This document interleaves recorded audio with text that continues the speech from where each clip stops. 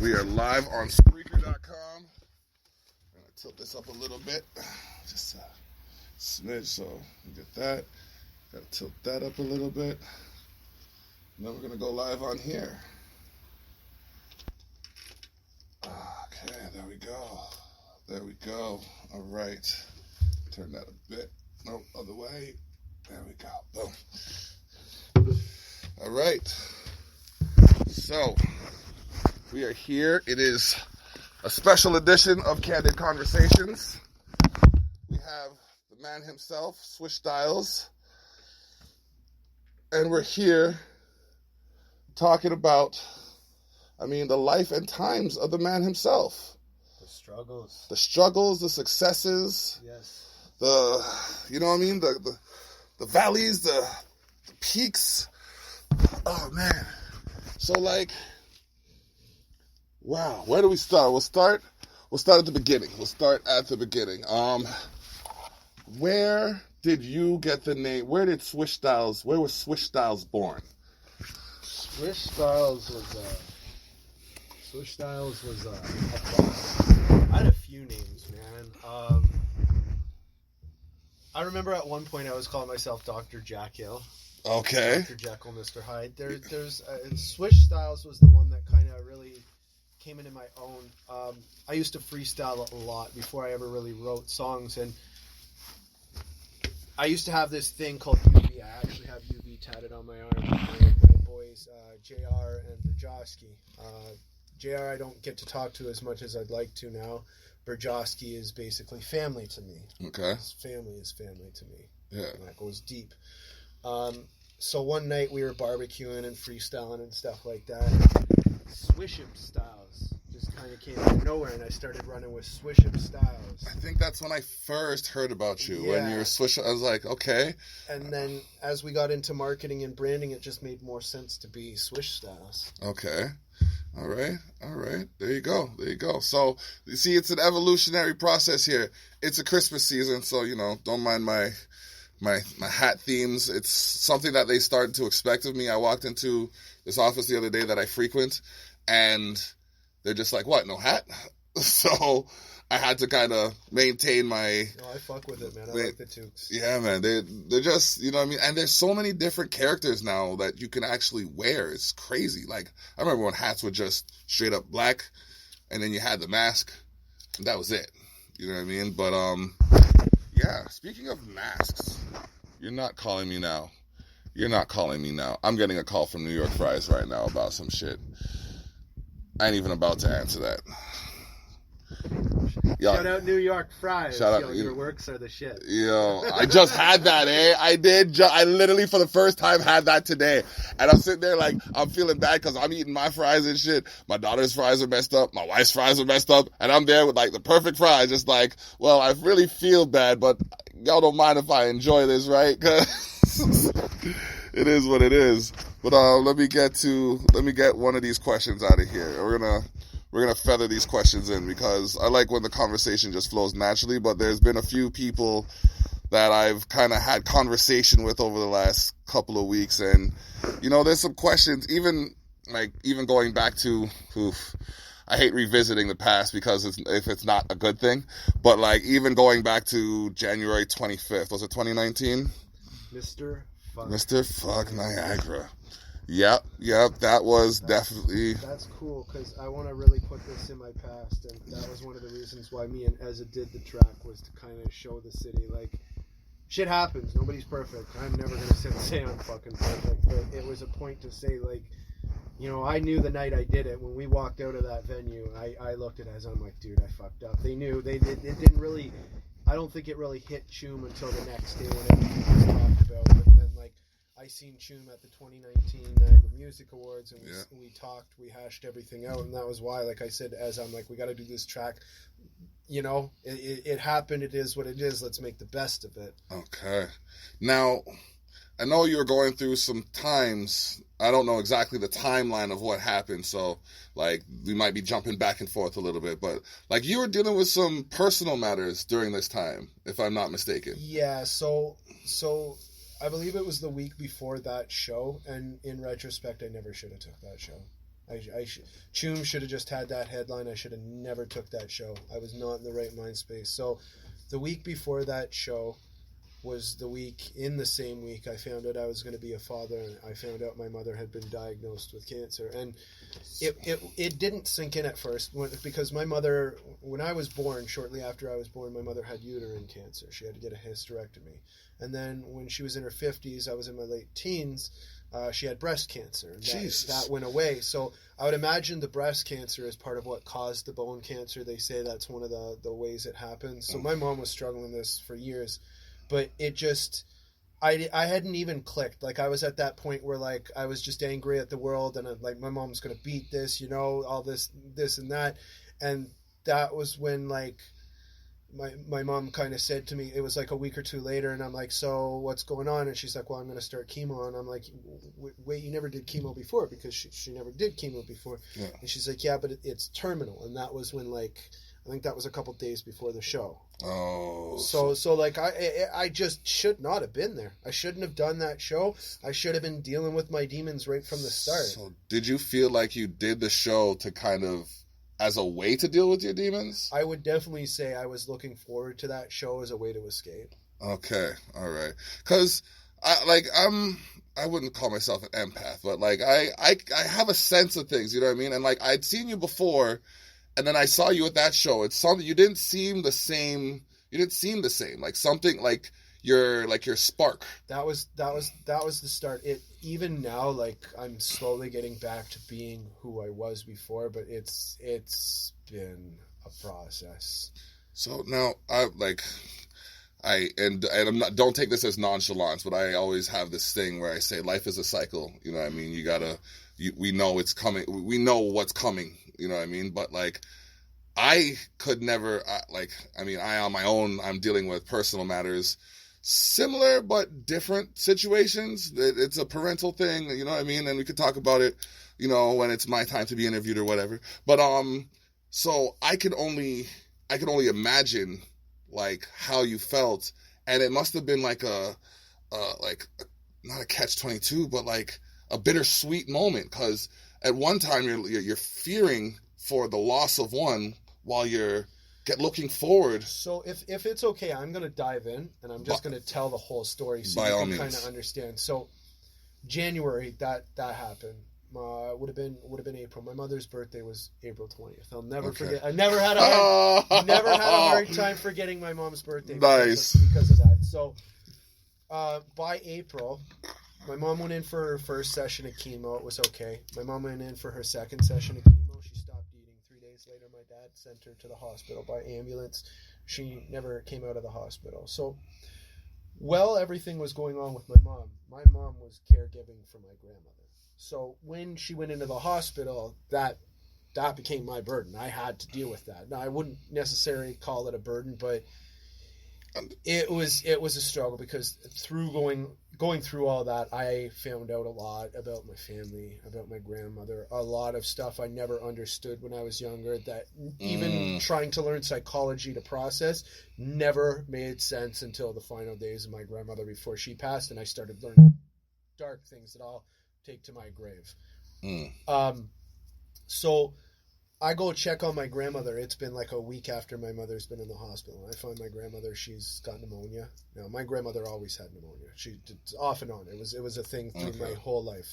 Ninth wonder of the world. How many times that woman had pneumonia? Wow, yeah. So I started taking over caregiving. So to give you a timeline, my mother was diagnosed in January. Yeah. She passed away on June 21st. Oh, shit, that's my aunt's birthday. 6 months later. So April, she goes into the hospital. I start taking over my grandmother's caregiving. So my grandmother goes into the hospital the day I come across her. I'm like, you've got to go to the hospital. You got to. So they nurse her back to health for like a month. They deem her independent. So that means, okay, she can take care of herself. Yeah. So I assume independent. Okay, I'm going to get her into a retirement home. Get her somewhere where there's a nurse. 2 days into the retirement home, they deem her crisis and they demand either I get a 24/7 PSW or I remove her from the premises. So for those of you at home wondering what it costs for a PSW, they go between $28 and $32 to $35 an hour. And when that is a 24/7 job, that cost was going to hit somewhere between $20,000 and $24,000 a month. You know how to fucking pull that money, man? Because I used to sell everything that didn't need a needle, and I can't fucking make that money. Ooh, boy. Yeah, and you know what? Not in this city, anyways. Maybe in Toronto, but like... No, there's like $20K a month. So what ended up happening was I ended up getting involved with the Central LHIN. The LHIN, LHIN, is basically a government-funded program that helps people of not necessarily just lower income, but people that aren't able to do everything for themselves. Yeah. In my case, because I didn't have a fucking clue of what I was doing at this point. I was just trying to get everything done and make it work. So they ended up helping me get her a place in a long-term care facility. All right. So now back to the timeline. So long-term care facility goes, she's in the Roxborough. It's now May. So you're April, May. I've seen my mom a handful of times at this point. Okay. So May comes in. I'm already like trying to get this shit. I get her settled at about the middle of May. I think I had maybe 2 weeks between once I finally got her into the long-term care facility and my mom passing. So now I wanted to talk about addiction, and I'm going to delve deeper into this in a moment. But at this point, this is when cocaine started getting bad for me. I was going to ask because, like... So, yeah, my last few times I saw my mom before she passed, I was high as fuck on cocaine. And, like, please understand, I'm not trying to take away from those who really struggle, because there are people who have gone through hell and back with a lot harder drugs than cocaine. I'm going to give a shout out to my cousin who has beaten a very, very heavy fight with addiction and now is a very model spokesperson for addiction out in the East Coast and is doing things up in Owen Sound. I commend her very much for what she has struggled and beaten. By all means, go check out Andrea's journey. That's not my place to speak on that. But where I had my heaviest demon with cocaine, it was because I didn't know how to cope. I didn't know how to deal with my baby mama's pregnant. My mother's dying of cancer. My grandmother's dying of COPD, and I'm trying to take care of her. Every night I would work 8 to 12 hours. I'm juggling a full-time job all of this time, too. I was going to say, like, hold on a second, because I remember you mentioned having a job, and so you have an 8 to 10 hour job. Oh, buddy, 12 to 15 hours. Oh, shit. Okay, so you got a 12 to 15 hour job. There's only 24 hours in the day. So let's say it's 12. Let's give the devil his dues and say they're only slave driving you for about 12 hours. Because it doesn't sound like easy work. No. Okay, so I end my day. I'm driving to the hospital to visit her. I'm driving to the retirement or the long-term care facility to visit her. I'm not even getting home till 11 and 12 some nights because I'm going to spend nights with her until she gets to that point where she's going to pass out from the medication. Just to spend time with my grandmother because I knew the inevitable was coming. So to continue the timeline from June. From June, yeah. My grandmother passed away 6 months later to that, almost to the day. My mother passed away on June 21st. Yeah. My grandmother passed away on January 20th. Holy. So I didn't know how to cope. And to give you guys a perspective, my baby mother never even got a baby shower. That's something I've still got to figure out how to make up with her because I was doing so much of this, just trying to keep my shit afloat that my baby mother didn't even get a baby shower. And it's fucking sad to think about because every woman deserves that. But at least you see, that's one thing I want to point out that not a lot of people might catch, that you had the couth to realize that's something that you could provide, but it was just a sacrifice that you had to make at the time. And it's so going through June, right around April, May, I just started getting so overwhelmed, nobody to talk to. And this is another thing I want to bring up is men's mental health, because everybody talks this game. Everybody's like, bro, if you ever need anything. But when it really comes down to it, how do I talk to you about what I'm going through? How do I talk to anybody about what I'm going through? So I started using cocaine. I started literally just trying to numb myself. I would get off work and I'd do a rip. Go on with my day, go visit my grandmother, go do what I got to do and get shit done. My mother's funeral I didn't shed a tear, and nobody realized it was because I had cocaine in my system. I wasn't thinking about what I was doing. All I knew is what had to be done had to be done. When my daughter come, you hear stories from men like, oh, I couldn't watch it. Oh, I couldn't do that. The doctor fucked up the epidural. The nurse is standing on this side, and I'm standing on this side holding her leg. Fucking, this baby's coming. I cut the umbilical cord. I didn't give a fuck about what was going on because I had cocaine in my system. There was no emotion. This shit was getting done. My daughter was coming. That's all that fucking mattered to me. Oh, okay. So coke, by the time everything settled, my grandmother had passed, and like, okay, I don't need to be doing this anymore. It was too late. I was doing cocaine every night. I didn't sleep nights. I'd wake up at like 3 or 4 in the morning with chest pains, arm pains, because cocaine was in my system and I shouldn't have been trying to sleep so quick. And it's just coke. That was the way it started getting for me. And then the biggest blessing in disguise for me was COVID. COVID literally just shut the world down and stopped me from having to... I couldn't go. I couldn't get it. I couldn't do anything. I had like a 3-week sober period where I was forced to sober up, and it really started making me realize the blessings I had in front of me. Okay. All right. So I'm gonna stop there, and I'm gonna let you take back over, and then I'll start. But to give everybody a perspective of what 2019 was for me, was like there was no 2019 for me. I was writing songs to keep my head sane while just doing coke to get everything done that had to be done. And not putting that aside, but looking at the fact that you, like, okay, a full-time job is hard enough to deal with, let alone, I mean, healthy parents. I mean, really, that's like, love my parents to life, you know what I mean? Sometimes I can't even, you know what I mean? So then you got the kid, like, or your child being born, and then like your commitments and your responsibilities to your spouse. What was like the breaking point? When did you receive a revelation? When was the revelation? When did you say, you know what, I got to stop doing this? The cocaine. Yes. So this is a very, very, very weird, trippy thing. So we shot the video for Hand Grenade. I can tell you, like, the night before I was partying doing cocaine, we shot Hand Grenade. And shooting the scenes for Hand Grenade and then sitting with Val and editing everything almost forced me... It forced me to deal with demons that I didn't realize were causing it.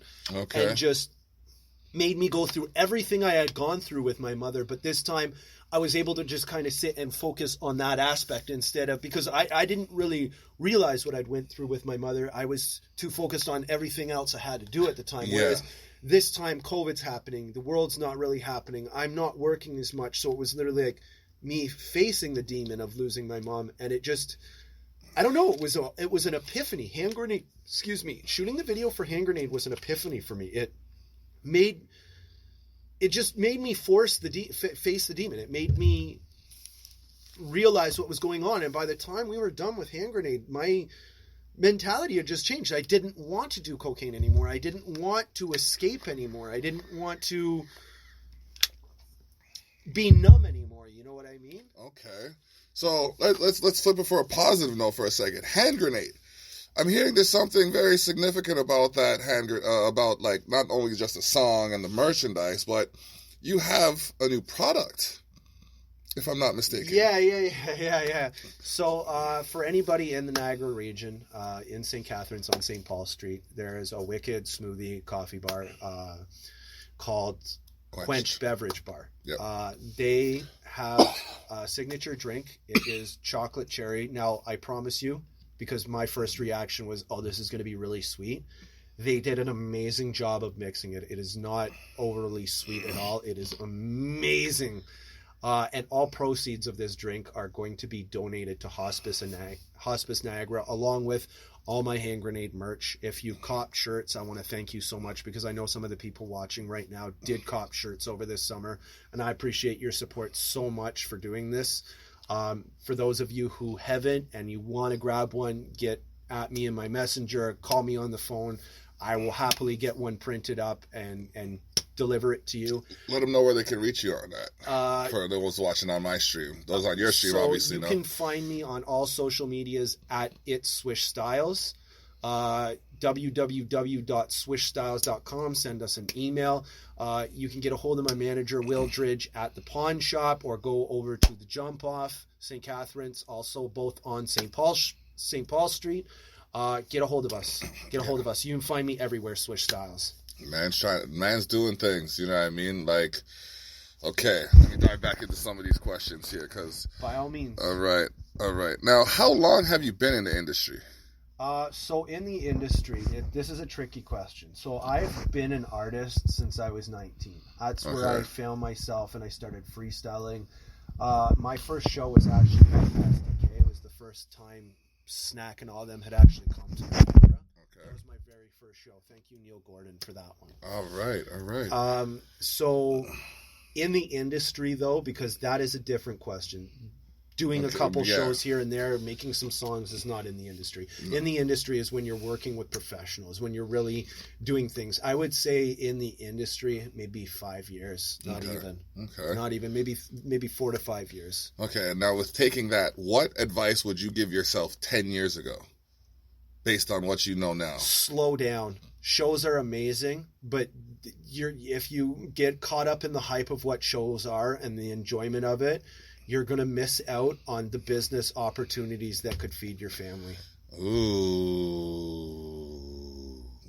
That's a general misconception that the more shows you cram in, the better off you are. So, the better off you are. If you're not selling merchandise, if you're not getting emails to build a list, if you're not connecting with your fans on a personal level, all those shows don't mean shit. Y'all just got a gem right there. Candid Conversations, episode 71. We are here with the man himself, Swish Styles. This has been a long time coming. We had him on the Terrell Effect where we were talking about music, but now we're talking about the life and times of the man. And we got some questions here that, you know what I mean? I've got a few questions. Some wanted to remain anonymous. Some didn't mind being known. Okay, here's one that I wanted to know. And, like, it's still kind of, even though we're sitting here having this conversation right now, I'm still a little baffled. It's like, why did you choose to expose yourself like this?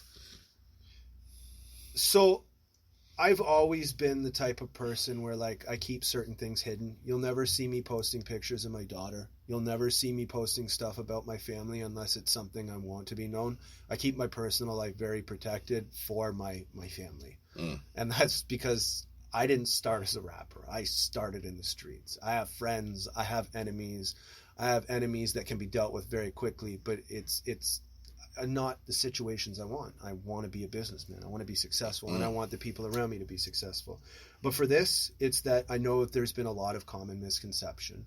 I know that people have kind of turned face over the last 6 to 8 months, especially since I started doing stuff like the 1 million music video. So the way I see it, know the truth. You want to hate me? Go ahead and hate me, but hate me for who I am, not for who you think I am, based on some rumor or some misconception or what you're seeing on screen of who I'm trying to portray myself as an artist versus the real me. And that's one thing I've been able to respect about, one of the things I've been able to respect about you. It's like, I am who I am. That's all that it is. I'm not trying to be anybody else. Like, in the times I've come across you, you've maintained your same candor. So it's not like one minute I see you and you know what I mean? It's like, yeah, Block, what up? And the next minute it's like, oh, fuck this guy. You know what I mean? And the next time I see you, it's like, I didn't say that. You know what I mean? It's always been consistent, like, you know, consistent respect across the board. So I just want to extend that back. Okay. Now, you were just talking about the 1 million video. Was it a Phantom or a McLaren? A McLaren 570S. Why the McLaren? Okay, so this is one of the things I wanted to talk about. So the whole concept of the video was, if for those of you who've watched the whole 6-minute video, is that I basically fell asleep, woke up, I'm rich, I'm famous, I'm doing all these big things, and enjoying this lavish lifestyle that we all want to enjoy and work for. And then right at the end of the video, I wake up, go check my pockets for the money and everything, shit. and go, oh, fuck, it was a dream. So the McLaren specifically, now this is a trippy one. I rented 2 cars this year. Now, when I rented the Rolls Royce... So you did rent a Phantom. Was it a Phantom? It was a Phantom or a Ghost. I can't remember. Okay, I do remember seeing you in a Rolls Royce at one point. The BB video with Young Stitch. Shout out Young Stitch, signed to Stealth Bomb Records with Snack. I know he's got a whole bunch of dope music and videos coming out with Snack after his trip out west a few weeks ago. Much love to my boy Stitch. Yeah. So I rented the Rolls Royce. So the Rolls Royce was an escape for me. That was the week that my grandmother had passed. The day after we shot that video, I buried my grandmother. That was the funeral. The day after. Side note, did you still have the car? No. Okay. No, they limited me on the kilometers I had to drive. They were really good with me in terms of what I was doing. So that one was kind of escape. I always wanted to be in a high-end luxury. The whole time, the theme song for that video and that car was Black Eyed Peas. It was the theme song for Bad Boys 3. What was that? You know the song I'm talking about, right? I think I do, yeah. I watched it and I was... Rhythm of the Night remix or whatever. Yeah. So I must have bumped that song so many times while I was driving in the Rolls. So that was an escape. The McLaren is different. There's a very specific reason why I rented the McLaren. So my dad has always wanted to go for a drive in a McLaren. He's always had a thing for McLarens and never been in one. So the video, I rented it for the video because if you're going to spend that kind of money, write it off. Yeah. Do it like a business. Don't be stupid. Don't just go piss money away. Everything I did for that video, I did to enjoy, but as a write-off. Every single expense, the hotel, the car, the video shoot, everything like that will be written off through distorted views at the end of the year. That's why I did it like that. That's why I rented it for the video. But I took my dad for a drive. Now, he came up with me to pick up the Rolls Royce. So as soon as we started getting in towards Stony Creek, he's like, "Were you going to that car rental place?" I said, yeah, I'm renting this like Mercedes. I need it for a video today and all this and that. So the owner of the company, great guy, has a couple cars in the driveway, and I'm looking at the Mercedes, and the McLaren's sitting there. And my dad goes up and he looks at it. He's like, "Man, this is nice. Shame we can't go for a drive at this." And the owner looks at me and smirks because now I didn't tell them, but he realizes, he's like, "Oh, you haven't told them yet." So I'm doing all this stuff and signing off. And for those wondering, $1,300 to rent, cash, plus a $5,000 deductible on my credit card, which you get back as long as you don't fuck up the car. So I basically do all this stuff and I walk over to my dad. It's like, "It's a nice car, eh?" He's like, "Yeah, I'd love to go for a drive." I'm like, "You want to go for a drive?" And he looks at me and he's like, "Nah, we can't afford this." And I click the unlock button. I'm like, "Well, we can. Let's go for a drive." So the whole reason I rented a McLaren specifically was for my dad. I could have rented a Lambo. I could have rented a Ferrari. I rented the McLaren for my dad. I killed two birds with one stone and had another moment because through all this, I realized how short life is. My dad's 71. Your dad was born in 50? 50? No, 49. Must have been 49. I'm not that good with No. My dad was born in 50 and he just turned 70. So your dad was born in 79. So the McLaren specifically was for my dad. The whole video, the premise on the McLaren was all for my dad. So we went for a drive. We ended up going and getting breakfast, did all that with the McLaren and had fun. And then the video shoot started. That was all for my dad. That's why it was a McLaren. Wow. I bet people who were talking trash feel crap now. Sitting there like, "Oh, look at him spending all that money on that." I didn't have to have a McLaren. I didn't have to have a Lambo. I could have did it with a Mercedes. I could have literally rented a Mercedes from fucking Enterprise for like a fucking tenth of the price I paid. I did it for my dad. The sentiment. That's very respectable. Definite sentiment in that.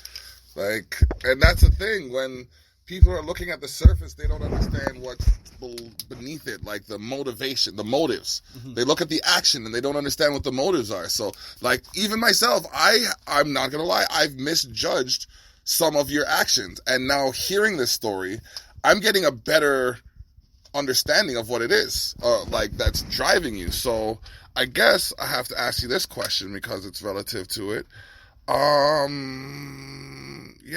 How does money influence your passion for music?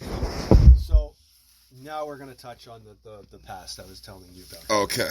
So I'm going to say something bluntly, and everybody watching can take it however the fuck they want to. I did shows for 3 to 4 years. I did shows at Detour. I did shows at Hard Rock Cafe. you name it. There's a lot of people there. This is how me and Choom became very tight. Me and Choom did a lot of shows. Same with Dubs. I took a lot of L's for this city, to the point where like a month of craft dinner, ramen noodles, because there was no money left for anything else. I'd miss phone bill payments, stuff like that, to put on these shows. And I took L's, and a lot of it, I never made money. I never made money. I barely ever even broke even. I lost money a lot for this city, for these shows. And it made me realize that I didn't really want to be the promoter. So as all this stuff happened, I was starting to focus more on Swish Styles. And in 2015, my last year in Niagara, living in Niagara, I worked for a temp agency struggling to get by. I moved out to London for 3 years, kept jobs, but they were never really that good. And then I found this company I work for now in Toronto. Now, to put this into perspective for everybody watching, I'm 33. Since 15, I've been doing HVAC. I've been in the HVAC industry. That means I'm 33 and I have 18 years experience, which is a very, very valuable thing in what I do. So when I walked into that job, I walked in from a job that was nickel and diming me at $16 an hour to $30 an hour. Literally right off the bat, I started that company at $30 an hour. And then a year in, they made me re-sign the contract on a different structured payment, and it pays very well now. So to answer your question on how music influences me, or money influences me with music, money never really influenced me with music in the aspect of like, I want to be a baller, ooh, flashy things, shit like that. It was never about the money. Right. When I started with music, there was two things, because I dealt with a lot of severe depression when I was young. A lot. This is a hard one to talk about. Okay. Men's health deserves to be known. I unsuccessfully attempted suicide twice. And I'm not going to go into detail how. I don't want to talk any more about it, but I will say that. Well, you're here for a reason. So music was never about money. Music was about feeling valuable. Music was realizing I could freestyle, thanks to my boy that I can see is watching right now. What up? Music gave me purpose in life. Music made me feel like I had a purpose on this planet. It was the only thing that ever made me feel like I have a purpose on this planet. Like I can do something to change the world. I can make the world a better place. Did you ever do it through school, or was it just like... Everything I've ever done has been self-taught. Even the beats I made and produced, everything was self-taught. Wow. A different paradigm, because I took it all through school. No, not a bit of education. So wow, okay. So when I started really getting deep into music and realized I really had a talent, I did start focusing on, like, I did have the mentality of, oh, if I ever make it, what I do with money. But it was never about me. It was my parents struggled for years. My mom passing wiped $110,000 remortgage off my dad's house and gave my dad the ability to retire. That was a fight in itself, because we had to hire an estate lawyer. That's work. Don't worry about it. Okay. Money doesn't influence me in the aspect of making music.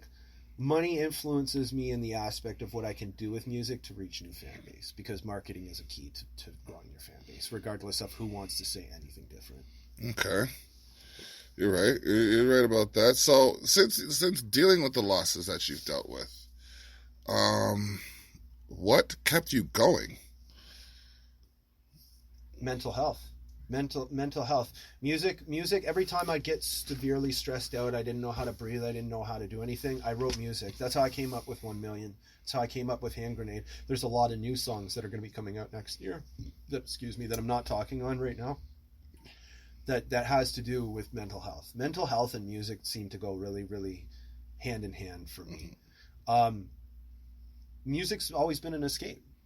Some people use drugs, some people use money or buy hookers or alcohol. You're right. Everybody's got a vice. I write music. Music has always just been the escape for me. Okay. All right. Okay, so we walked through the timetable. This has been a question. I think you touched base on it, but for those who might want a direct answer, how do you fund your projects? I have a lot of education in HVAC.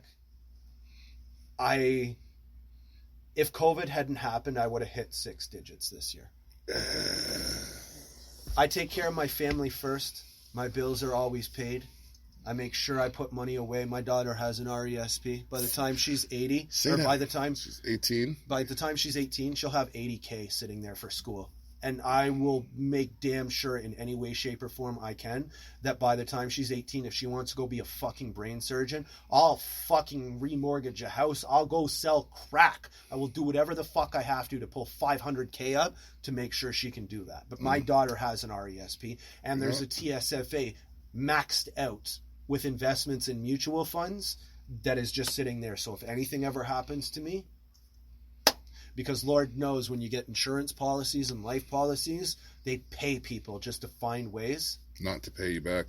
Yep. Insurance is, we could have a whole conversation about insurance, and that would be just, yeah.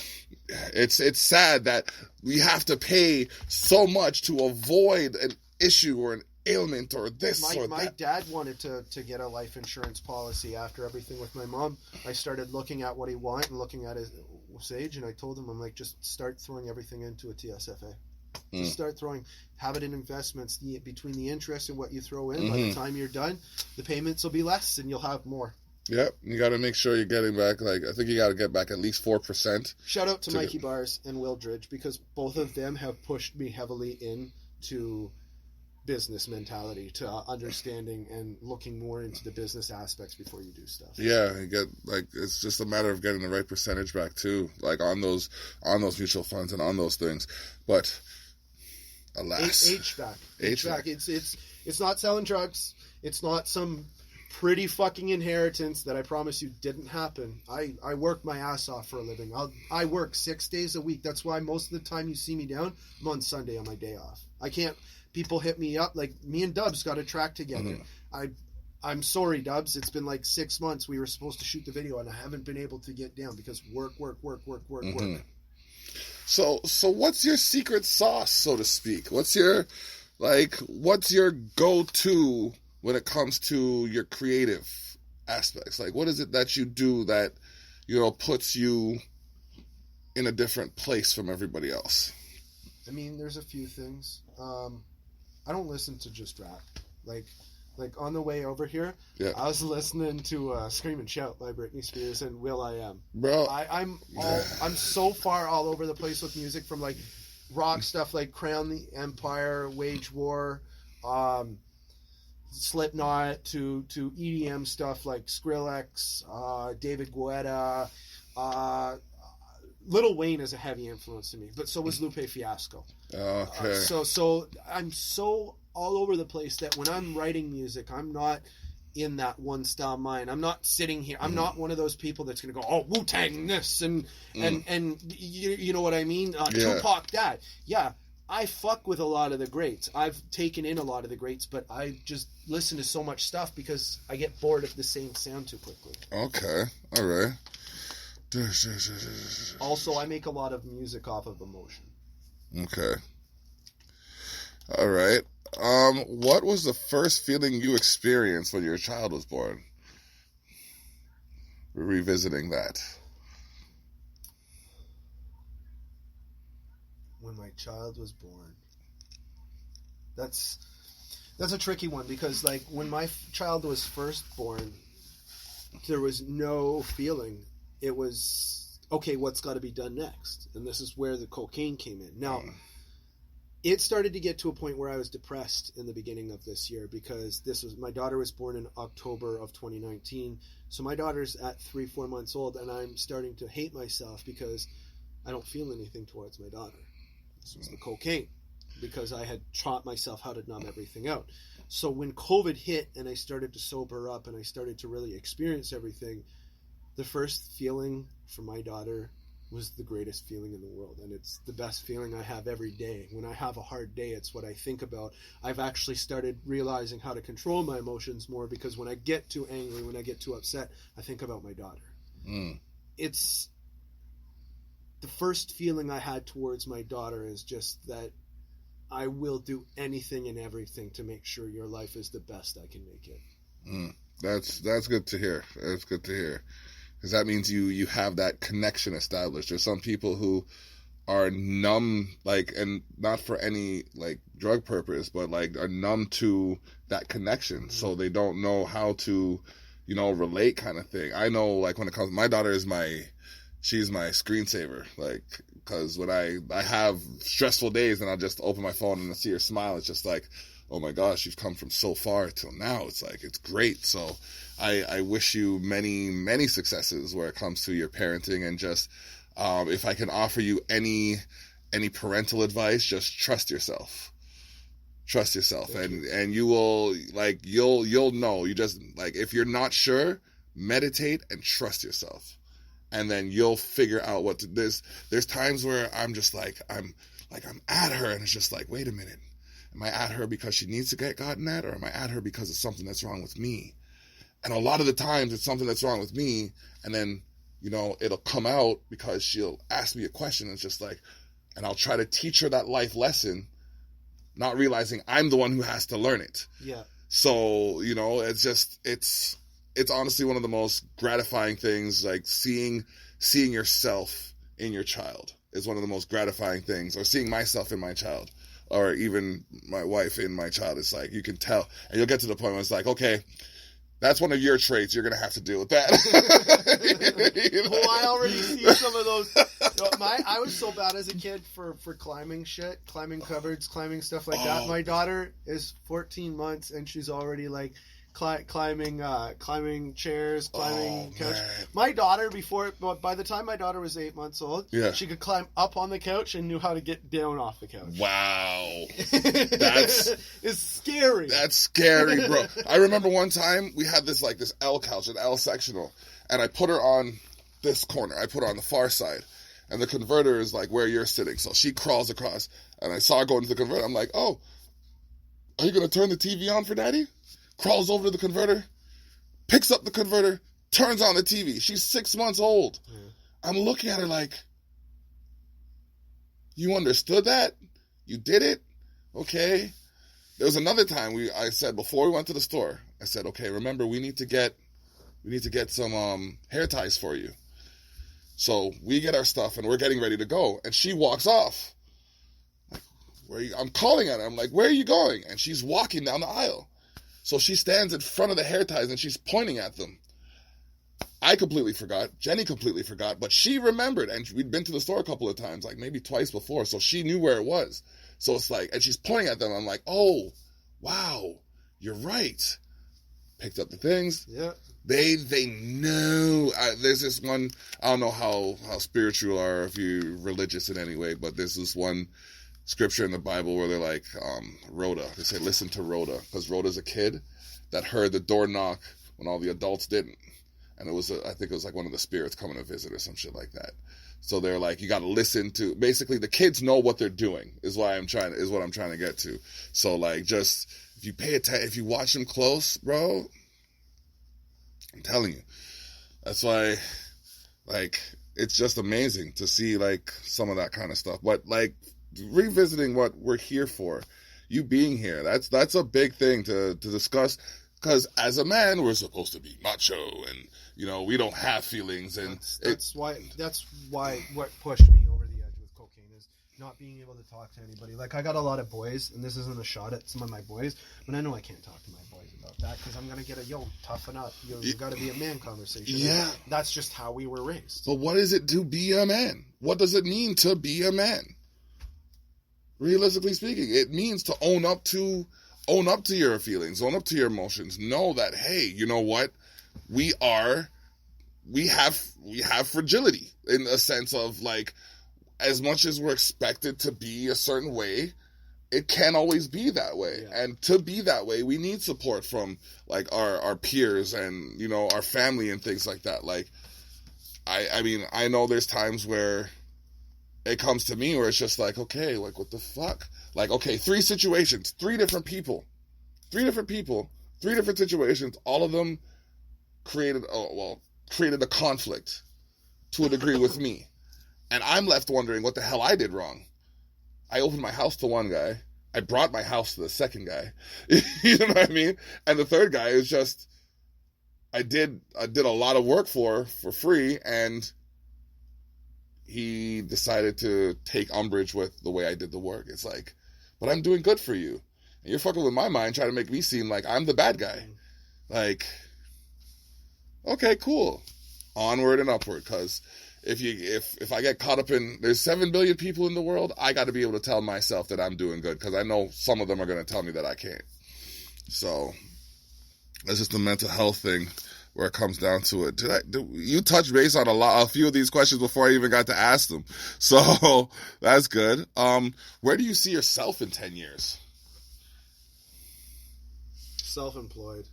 Okay. Self-employed is a big one. That's one I'm definitely going to be working towards. Music is peculiar. I see myself still making music in 10 years, but the next 3 years, 4 years, especially with the business plan me and Will have, I'm either going to be where I want to be, or I'm going to be at a point where it's going to go to back burner, because my daughter will be old enough that I'll want to be able to focus on being a family man, and that's where self-employment comes into aspect, because I want to create more hours and more time to be there for her, while being able to provide more, because I don't have to pay most of it to the guy who owns the company. Okay, you want to be the guy getting that pay. That's right. That's what's up. That's exactly what's up. So, man, this is definitely an interesting conversation.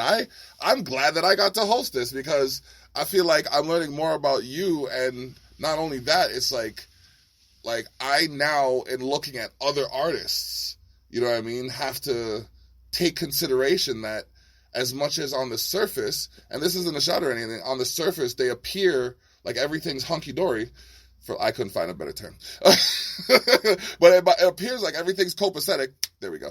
So, but like there are internal workings that are being affected by personal conflict. A lot of people only got to see the Swish Styles that I wanted to show this year, and a lot of it's because of shows. But that's why I wanted to do this, partially because it's time to just get it out, and if people want to fucking hate, they can hate me for who I am instead of who they think I am. But also, I wanted it to be done by you, because, like I said, you never really switched up, man. A lot of people switched up this year. I spent so much money, put myself in such a hard place doing shows for other people, and the second I decided to step back, focus on myself, do Swish Styles, a lot of people turned their back, and I saw that, and I'm kind of thankful that it happened the way it did, because if shows come back, me and Will have some big plans, and I don't have energy for those people anymore. Oh man, and that's one of the things I found too. COVID has shown me who's here and who's here for themselves and who's here for the right reasons, and you know what I mean. It's unfortunate. It's unfortunate, but at the same time, it's a good thing, because like. You see, it's like I didn't want to see it, but I knew it, I felt it, but I didn't want to see it. And then it showed itself, and I was just like, yep, there it is. I can't avoid it. I can't argue with it. That's what it is. Red flags, man. So like, for the sake of like my mental health, your mental health, it's just when we see there's a problem, you have to address it right away, because if you let it go, there's times where it just presents itself worse. Yep. You know what I mean? So, man, while we're here, you know what I mean? And I've been asking you all of these questions, and I feel it's only right if you have any questions of me that you might ask them at this point. I mean, I don't really have any questions for you to block, but I will say a couple things. Okay. Please keep doing Culture Shock. Okay. Please keep doing this stuff for Johnny Armani. I see the passion in that man. Yeah. And I know you're not going to steer him wrong. No, definitely. I know a lot of people think Will is all business. I'm going to say something very bluntly to the camera. Will is all business, but Will isn't a bad guy. Will has what's best for the interests of himself and the people around him that help support him. Will's not the type of person that's going to let himself be a free handout. And the problem in this scene, especially in Niagara, is that everybody wants a free handout. And you're not going to get anywhere with a free handout. We don't want a free handout. We want to build and work our way to the top. Yep. You can build with us or you can fuck off. That's as simple as it is. It's like, and there's nothing saying you can't build and I can't build, and then we come together and build something different. You know what I mean? There's one other thing I want to touch topic on in this interview, because Will can't, and that's willpower. Okay. When Willpower signed to Will's record deal, there was an NDA signed for 2 years. So Will can't touch a lot of these topics, and I know a lot of people have these questions. So I'm going to say this stuff bluntly, and I'm going to give you guys the whole facts on this situation. Okay. When Will signed Willpower, I didn't know a lot about Willpower, and I was dealing with all my own demons and my own problems. So it was whatever. I had heard some music. Yeah, okay, it wasn't too bad. Cool, do your thing. First and foremost, Will told me he tried to get him to sign a contract saying that I'm taking a percentage of what you earn. Willpower demanded that he take money. Willpower was a very emotional person. That was what basically started the downfall of Willpower on our team, was he was far too emotional. So that same money that he demanded Will take became the problem, because every time Will would do something a certain way or try to help him with the forethought of what was coming forward, it wasn't how Willpower saw it, and it became a headache, and why I'm paying you and this and that. So there were a couple signs that told us, but it was the Mad Child show in 2019, the end of 2019. Yeah. Willpower went into the green room where Mad was. I didn't realize this till after. Robbie's trying to get him out. Security's trying to get him out. Will's trying to get him out. Will finally gets him out, sends him on his way. We try and talk to him the next day and explain, like, you can't do this as an artist. There's a reason there's a green room. You have to be respectful. And his exact words were, well, I don't care. I'd do it again. It was worth it for me. So there's a huge black flag now, because now we know no matter what we try and do to help this man, he's going to do whatever he wants. Will's last straw, big shout out to the Lunds. I got a lot of respect for Ryan and Jay. Willpower, Will Dridge was doing all the social medias for Will. And one day his messenger starts going on. Now the funniest thing is me and Will are literally on the phone at this point. I'm at work doing a job, and Will's talking to me from home. And his messenger just starts dinging off. And it's Willpower talking shit to Jill about him, and he's watching the whole thing as it's going, being emotional, talking about how I don't remember the whole thing, but just talking very negatively towards Will, and how Will's taking advantage of him and this and that. And again, this is the same person that insisted Will take money. And Will caught it, called him up and said, "You're done. We're done. You need to apologize to Jill. You need to make that right. You can't be doing that kind of shit." Jill's got a heart of gold. I can't imagine anybody having a problem with her. I can tell you right now that Will didn't want to drop Willpower, especially after he broke his leg. Will had no choice but to let go of Willpower. And initially, when the contract was broken, it was still in the contract that Willpower had to pay. Will didn't take any money. Will cut the contract clean because Willpower needed to rehabilitate himself and fix himself. But this is where it gets interesting, is when the contract was cut, the intentions were that Willpower could come back. He just needed to fix himself, get himself back into the right place. Mm-hmm. That got ixnayed very quickly.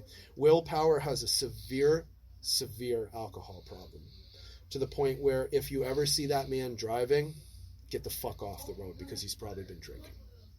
He smashed his own car up, demoed that, and then it was a few months later he came to see Will driving his uncle's car with a thermos full of vodka.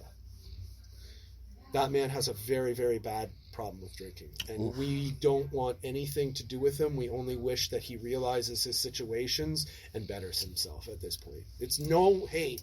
There's no hate towards Willpower. It's that Willpower has a lot of demons. Hey man, I want to see everybody eat, but it doesn't mean they can all sit at my table. That's it. So for anybody that was wondering, because I know that's been an issue. It has been. People have been thinking like we dropped him when he was down and out. It's unfortunate that we had to drop him. We had no choice to drop him when we did. Unfortunately, it was at the same time that he decided to break his foot. I can tell you right now, if he didn't break his foot, he would have gotten himself dropped anyway. So I can tell you right now that if he didn't break his foot, there's a very good chance he might have killed himself driving that night because he was drinking and that's what caused him to break his foot. ooh. Well, since we're on the topic of artists no longer working with the label, why did Pluto unsign from the label? What happened there? So, on first and foremost, I want to say that I got nothing but love for Pluto. There is definitely no hard emotions in that. I got nothing but love from Pluto. The last thing I said to him the night he walked away was, "I will see you at the top." The reason I signed Pluto is because Pluto is a very talented artist that is the only other person I really see in the city that has the ability to be very multi-dimensional with his music, like very, very different genre orientated. He can make so much different stuff. And his work ethic, I don't think there's another artist in the city that can keep up with his work ethic in terms of how quick he can make music and turn it around. There were things with him and Will not necessarily agreeing on certain things he needed. We always had his best intentions. But he was always very focused on Black Rabbit. He's always been focused on Black Rabbit. And as far as I know, when he left, it was just because he wanted to focus more on being Black Rabbit. And to be completely honest, like, it was my job to manage him more than Will's. And with work and everything going on in my life, I don't think I was really able to be there enough for him to feel like I was doing enough. I mean, I never made a cent off him. It was never in the contract that I just got 50%. I only got 15% of anything I made him. So, like, it was never really, like, taking money. It was always just trying to be there to help. But I don't know if maybe the business got involved and it kind of messed things up. As far as I know, we're still good. I'm going to still go with the album and stuff like that. But it just didn't work out as far as him being under our management. He's very smart. He's doing things for himself. He might not even necessarily need our management. All right. Well, we've touched bases on pretty much everything, except for, like, there was a question as to why was he left out in London for a show? So, I've been having problems with my throat. I actually just went and saw an ENT specialist this past week to get all clear and make sure I didn't have any, like, polyps or any cancer or anything with that. So, actually, that show was supposed to be me. I was a special guest. And I was bringing Pluto out to do 5 minutes on my 20-minute set, I think. So, we were going to do Mindful. I was going to let him do a couple songs and then just go right back into my set. I started having a very serious problem with my throat. I had a sore throat. With everything with COVID, I didn't want to go into a venue sick. You know, handing artists microphones back and forth. And I didn't want to fuck over Pluto, so I just said, yo, fuck it. Do you want the full 20-minute set? I literally messaged him the morning of the show. I said, yo, add on another 15 minutes to your set. You're going to go take the show. I'm not going to make it out tonight because I knew my throat was cooked. I didn't want to perform. So I just let him take the show. No sense in punishing him because I couldn't make it out. Honorable, very honorable thing to do. All right. I can't even think of anything else right now. I know he ended up doing some good networking. My boy Casper Marcus, shout out Casper Marcus. That man has some dope things in the work that I'm not going to speak on. Cass linked up with him. I don't know if they were able to get a track done at the hotel after the show or not, but, like, he made some good connections. He did what I had hoped he was able to do in terms of going out and doing that show. That's what's up. Yeah, no, it was never leaving him out there. It was more just like, dude, I'm not making it out. If you want to take the whole set. Okay. And that's why I asked, because it's just like I said, there's 3 sides to every story, you know what I mean? Yours, mine, and the truth, they say. Yours, mine, and the truth. But, like, as it goes, man, that's a good interview. That's a damn good interview. Like, people should by now have a better idea of, you know, your reasonings, and you're right. I'm not just a rich asshole. I'm not rich. I'm just smart. I'm not just a rich asshole, my dude says. I'm not rich. No, but honestly, it does. And when I hear, like, and that's the thing, when you take the time, and that's what I love about this podcast, when you take the time to talk to people, you get a whole different insight as to their mechanisms and their actions and the reasonings. And it's like, we can understand each other better through conversation. Yep. So y'all take the time to speak up. All right. Now, if y'all still want to hate on me, now that you know the whole truth, my dick can hate on me. I got 2 words for you. That's what's up. That's what's up. I appreciate you very much for having me. Yo, man, honestly, man, I appreciate you coming through. It's been a blessed conversation. We're going to close out for now, but you're more than welcome to come out another time and we'll continue the talks.